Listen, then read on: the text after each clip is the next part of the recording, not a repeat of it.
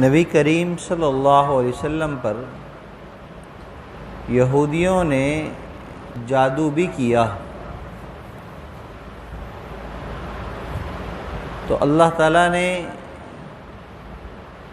اس کے علاج کے لیے سورۃ الفلق اور سورۃ الناس نازل فرمائی، جن کو معوذتین کہا جاتا ہے۔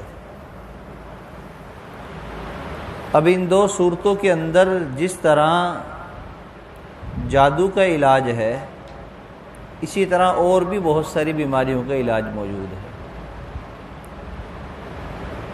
اس میں روحانی امراض بھی ہیں اور جسمانی اور ظاہری امراض بھی ہیں۔ انہی امراض میں سے ایک مرض ہے وسوسہ پیدا ہونا۔ وسوسے دو طرح کے ہیں۔ ایک وسوسہ اس بارے میں ہو کہ اللہ تعالیٰ کی ذات کے بارے میں کہ جیسے ہمیں معلومات ہیں آیا ویسا ہے بھی یا نہیں، کہ قرآن پاک میں اللہ تعالیٰ کی ذات کا ذکر ہے، آپ کی صفات کا ذکر ہے، نبی کریم صلی اللہ علیہ وسلم نے جس طریقے سے اللہ کے بارے میں ہمیں باتیں بتلائی ہیں، تو یہ وسوسہ پیدا ہونے لگے کہ آیا ایسا ہے یا نہیں ہے۔ جیسے اللہ عرش پر ہیں، اب اس بارے میں وسوسہ آ جائے کہ پتہ نہیں عرش ہے یا نہیں، وہاں اللہ ہے یا نہیں، اس لیے کہ اللہ عرش پر ہیں تو پھر اللہ ہر جگہ بھی موجود ہیں، تو ہر جگہ کیسے موجود ہیں جب عرش پر ہیں؟ تو اب یہ وسوسہ آ رہا ہے۔ جنت اور جہنم کے بارے میں وسوسہ آ رہا ہے، تو یہ وسوسہ بڑا خطرناک ہے، یہ ایمان پر ڈاکہ ہے، یہ ایمان پر ڈاکہ ہے، اس لیے کہ ہمارا ایمان بالغیب ہے۔ نبی کریم صلی اللہ علیہ وسلم نے جو باتیں ارشاد فرمائیں وہ حق اور سچ ہیں، اور ہمارا ان تمام باتوں پر ایمان ہے۔ آمنت باللہ و ملائکتہ و کتبہ و رسلہ والیوم الآخر والقدر خیرہ و شرہ من اللہ تعالی والبعث بعد الموت، تمام باتوں پر ہمارا ایمان موجود ہے۔ تو جو ایمان کو خطرے میں ڈالنے والا وسوسہ ہے، اس وسوسے سے اپنے آپ کو بچانا بہت ضروری ہے۔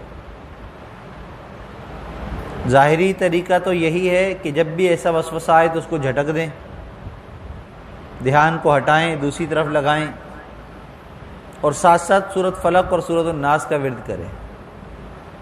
سورۃ الناس میں اس کا علاج موجود ہے، الذی یوسوس فی صدور الناس من الجنۃ والناس۔ تو سورۃ الناس کا جتنا ورد کریں گے اتنا ہمارا ایمان بچا رہے گا، وسوسے سے حفاظت ہوگی۔ اسی طریقے سے دوسرا وسوسہ ہے جو نماز میں آتا ہے، وضو کے وقت آتا ہے، کسی چیز سامان کے بارے میں آ جاتا ہے، ہم نماز پڑھتے ہیں دھیان کہیں اور چلا جاتا ہے، مختلف وسوسے آ رہے ہوتے ہیں۔ وضو کر لیا اور وضو کرنے کے بعد جو ہے اب وضو کے بارے میں وسوسہ آ رہا ہے، پتہ نہیں صحیح ہوا کہ نہیں ہوا، میں پاک ہوں یا ناپاک ہوں۔ ایمان کے بارے میں جب وسوسہ آئے تو یہ اس بات کی علامت ہے کہ ایمان موجود ہے، ایمان موجود ہے، جبھی وسوسہ آ رہا ہے۔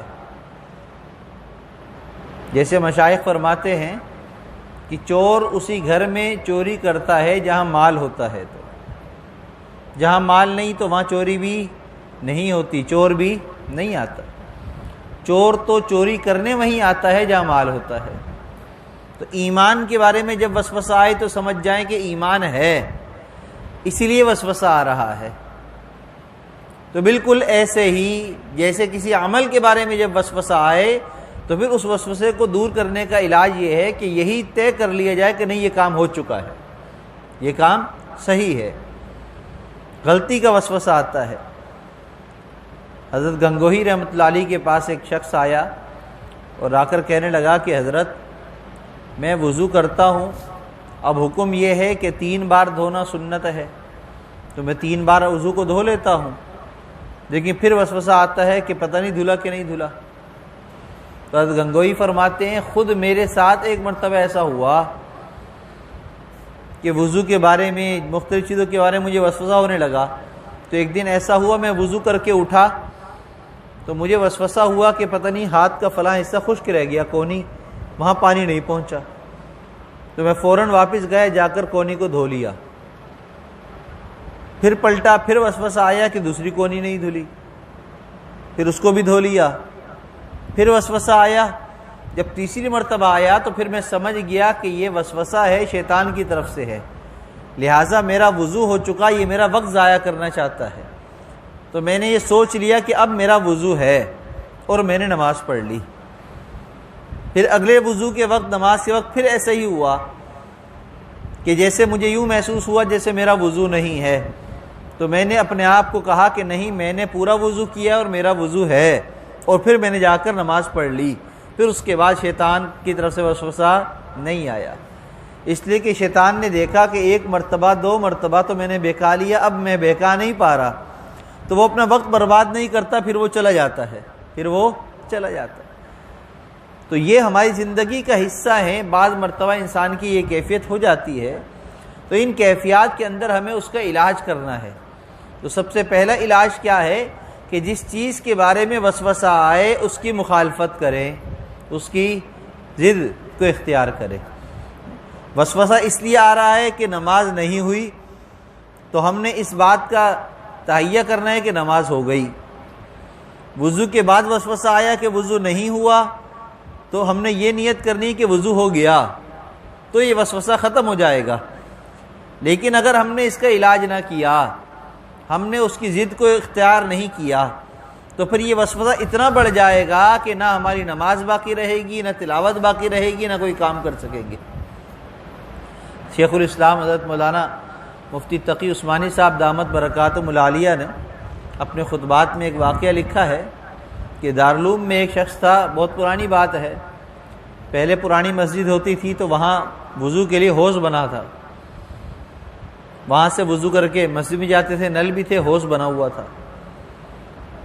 تو ایک پرانا آدمی تھا، فوت ہو چکا ہوگا غالباً اب تو اس کے ساتھ یہ ہوا کہ اس کو ایک دن دیکھا کہ وہ جو ہے حوض پر بیٹھا ہے، وضو کر رہا ہے۔ ہم گئے، نماز پڑھی، نماز پڑھ کر سنت نفل پڑھ کر آ گئے، وہ وضو کر رہا ہے۔ 1 دفعہ 2 دفعہ جب بار بار دیکھا تو وہاں ایک استاد ہیں بڑے، انہوں نے اس کا علاج کیا، کہا کہ آؤ میں تمہیں وضو کراؤں، اور وہ اس کو حوض پر لے گئے اور جا کر کہا کہ وضو کرو، اور جب اس نے ہاتھ دھوئے تو کہا کہ ہاتھ دھو لیے، کہا کہ ہاں دھو لیے۔ تو انہوں نے ایک جوتا اٹھایا، اس کی کمر پہ لگایا، کہا کہ دھل گئے ہاتھ، کہا کہ ہاں دھل گئے۔ کہا کہ آپ کلی کرو، ناک صاف کرو، منہ دھو، اس نے وہ بھی کیا، منہ دھو لیا، کہا کہ منہ دھل گیا، پھر ایک جوتا لگایا۔ جب پاؤں دھونے تک ہر وضو پر ایک ایک جوتا لگا تو پوچھا وضو ہو گیا؟ کہنے لگا کہ ہاں ہو گیا، جوتے گن لیے، اتنے لگے ہیں، اتنے لگے۔ تو وہ دن اور اس کے بعد کبھی پھر اس کو وضو دوبارہ کرتے ہوئے نہیں دیکھا۔ تو بعض مرتبہ انسان اگر خود علاج نہ کر سکے تو اس طریقے سے بھی علاج ہوتا ہے۔ تو وہم کا علاج موجود ہے۔ جو وہمی بیماریاں پیدا ہوتی ہیں، کیسے پیدا ہوتی ہیں؟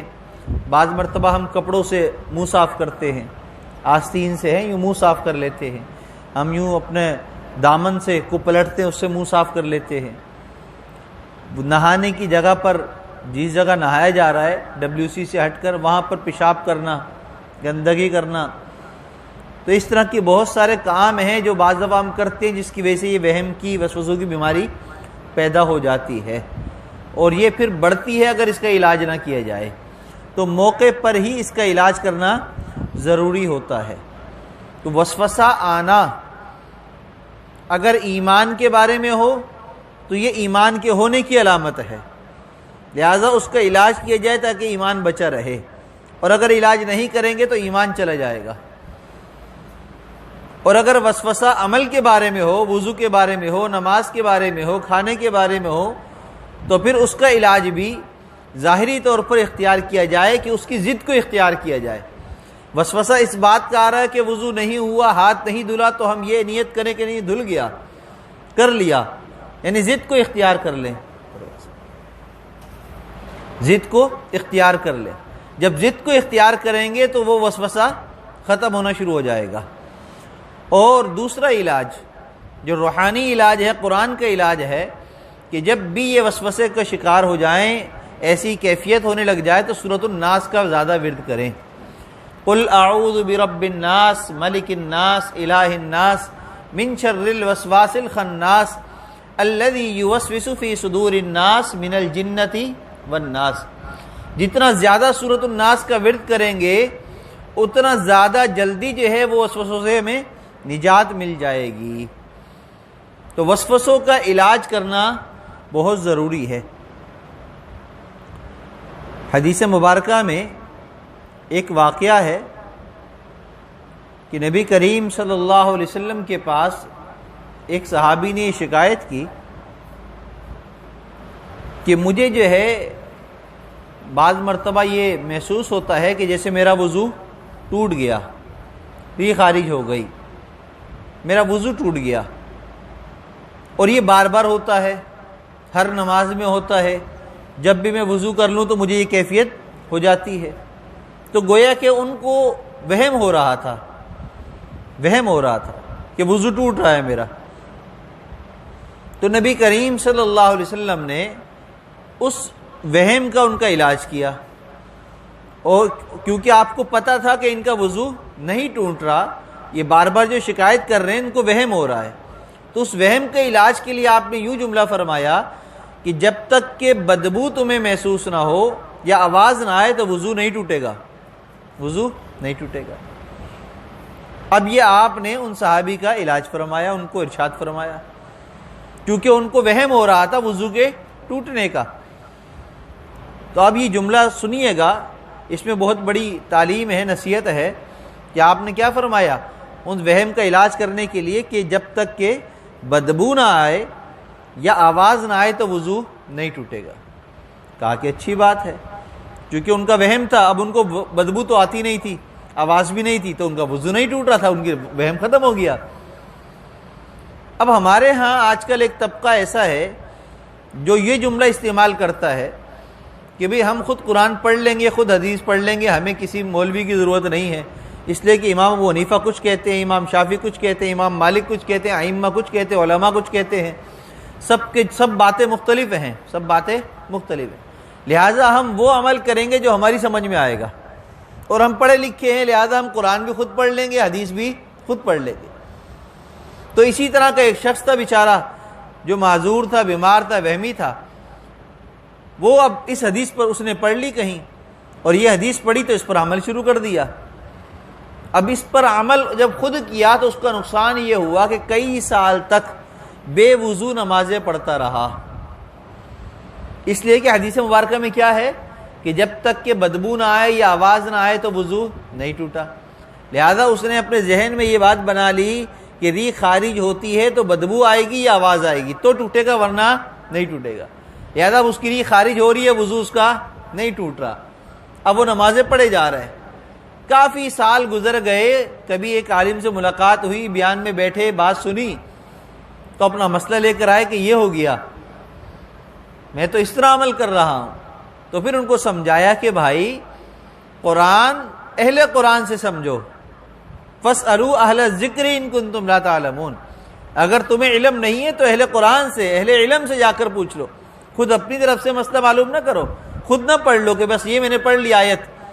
اسی طریقے سے حدیث مبارکہ اگر پڑھ لی ہے تو خود سے مسئلہ نہ نکال لو، اس لیے کہ ہر آیت کے اندر بعض مسئلے چھپے ہوتے ہیں، بعض مفہوم مختلف ہوتے ہیں، بعض احادیث مبارکہ آپ صلی اللہ علیہ وسلم کے ارشادات ہیں تو موقع محل کے اعتبار سے وہ ارشادات علماء جانتے ہیں کس موقع پر کیا بات ہوئی ہے، تو اس کے مطابق اس کا حکم ہوا کرتا ہے.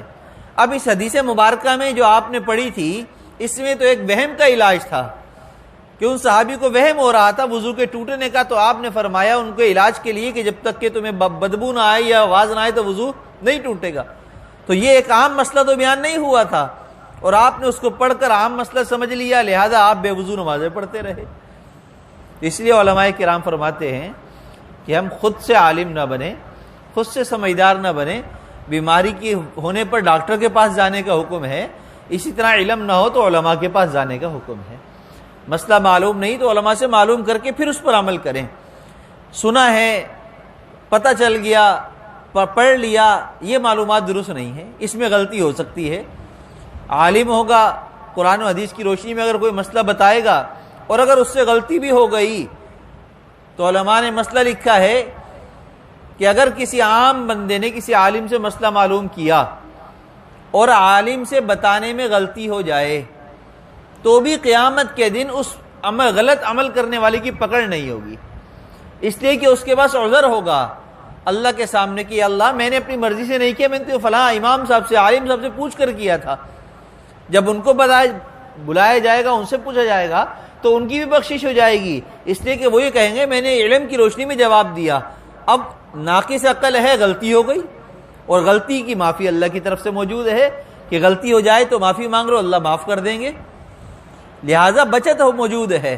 لیکن خود کوئی بات پڑھ کر مسئلہ نکال کر عمل کر لینے میں پھر انسان بے دینی کا شکار ہو جاتا ہے، اور ایسی بعض کاموں کے اندر ایسی بددینی آتی ہے جس کی وجہ سے نسلیں تباہ ہو جاتی ہیں. جیسے محرم الحرام کا مہینہ ہے، اب یکم محرم الحرام حضرت عمر فاروق رضی اللہ عنہ کی یوم شہادت ہے، 10 محرم الحرام حضرت حسین رضی اللہ تعالیٰ عنہ کی یوم شہادت ہے. اسی طرح ذی الحج کا مہینہ، آگے سفر، ربیع الاول، ربیع الثانی، جمادی الاول، جمادی الثانی، سارے مہینوں کے اندر کسی نہ کسی صحابی کی شہادت یا پیدائش موجود ہے. یہاں تک کہ نبی کریم صلی اللہ علیہ وسلم کی پیدائش، آپ کی وفات بھی ربیع الاول کے اندر موجود ہے. کیا شہادتوں کے اوپر غم منایا جائے تو پورے سال پھر ہم کالا لباس پہن کر گھومتے رہیں گے؟ یا 10 محرم الحرام یا ان مہینوں کے اندر جو عمل ہم کر رہے ہیں آج کل، شربت بنانا، بانٹنا، کھانا پینا، یہ سارے کام، جلسے جلوس کرنا، اگر یہی دین ہے تو پھر آج سے پہلے صحابہ کرام نے کیوں نہیں یہ کیا؟ حضرت حسین رضی اللہ تعالیٰ عنہ کی شہادت کے بعد ان کے بیٹے کئی سال تک، ایک چھوٹے جو تھے وہ بڑے ہوئے، جوان ہوئے، زندہ رہے، انہوں نے تو اپنے والد کی شہادت و غم ایسا نہیں منایا، نہ شربت بٹا، نہ بریانیاں بنی، نہ کوئی ایسے پروگرامات ہوئے جو آج کل ہمارے ہاں ہو رہے ہیں. تو معلوم یہ ہوا کہ دین کے کسی بھی مسئلے کے بارے میں اگر خود اپنی رائے سے ہم عمل کریں گے، خود اپنی سمجھ بوجھ کے ساتھ اگر ہم چلنا چاہیں گے تو اپنا نقصان اٹھائیں گے، اور بعض نقصان اتنے بڑے ہوتے ہیں جس سے عمل ضائع بھی ہو جاتا ہے اور ایمان بھی خطرے میں آ جاتا ہے. لہذا وہم ہو یا وسوسے ہوں، یہ اس طرح کی جتنی بھی بیماریاں ہیں، ان کا علاج قرآن پاک میں سورۃ الناس کے اندر موجود ہے. لہذا ان کا علاج کیا جائے، ظاہری طور پر جو علاج بتلایا وہ بھی اختیار کیا جائے کہ جس چیز کا وہم پیدا ہو، وسوسہ پیدا ہو، اس کی ضد کو اختیار کیا جائے. تو یہ اس کا ظاہری علاج ہے. اور روحانی علاج کیا ہے کہ سورۃ الناس کا زیادہ ورد کیا جائے. جتنا زیادہ سورۃ الناس کا ورد کریں گے اتنا وہم وسوسے ہمارے اندر سے ختم ہو جائیں گے اور دین کی اصل شکل باقی رہے گی، دین پر عمل کرنا آسان رہے گا. اللہ ہم سب کو قرآن کی سمجھ اور عمل کی توفیق عطا فرمائے. وآخر دعوانا ان الحمد للہ رب العالمین.